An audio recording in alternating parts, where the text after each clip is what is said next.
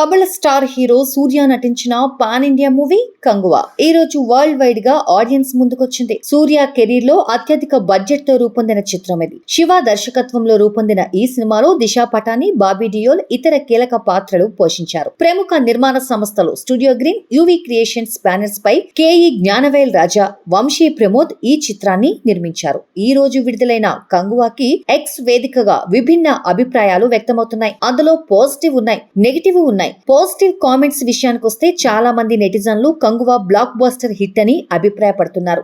సూర్య, Bobby Deol career లో ఇది best film అని కొందరు కామెంట్ చేస్తున్నారు. సూర్య తన అద్భుతమైన నటనతో ప్రేక్షకులను అలరించాడని అభిమానులు అంటున్నారు. దర్శకుడు శివ తీసిన తీరుపై ప్రశంసల జల్లు కురుస్తున్నాయి. సినిమాలోని విజువల్స్, విఎఫ్ఎక్స్ ప్రేక్షకులను ఆకట్టుకుంటాయంటున్నారు.